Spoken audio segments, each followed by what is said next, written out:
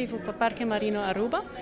Maneira que acaba a anunciar de prensa diferente viagens, nós temos processo de consulta, que nós começar com sessão informativa, uma encuesta, e agora que nós temos a promessa sessão interativa, onde diferentes stakeholders que abordo identificar, abordo invitar para esse man aqui e outros simang. Nós temos dois diferentes grupos, para nós não temos muito gente ser arriba outro a temporada de Covid. Nós não podemos fazer tour em uma sessão.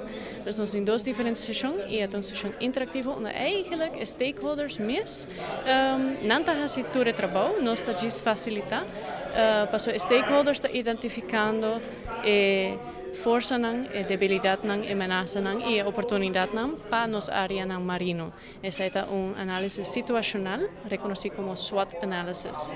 E essa é nossa fase nos últimos 2 dias aqui para cada Marine Protected Area de Parque Marino Aruba. A experiência é muito bom. Nós estamos criando plano de manejo para o Parque Marino Aruba, qual é algo novo. Nós estamos com uma boneira que existe 40 anos acaba.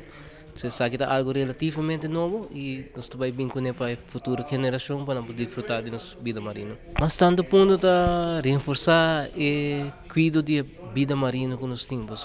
Nós temos ref e como tu bisa nós estamos por cuidar mais roupa e dar mais informação. Então só que tu ainda vai pôr mão na obra. Nós vamos trazer plano de manejo e agora nós temos plano de manejo e agora nós vamos começar a executar o plano para como tu bisa melhorar a vida marina na Aruba. Me pedi você bem informação de Parque Marino mesmo, qual também tem mais de novembro e também a encuesta online de Parque Marino. Para assim nós sai feedback do povo também, que quando pensa da Aruba. É algo bonito, é algo para a futura geração. A boca nós começamos com ele, mas isso não vai desfrutar de jeito, nos netos, nos filhos e a futura geração.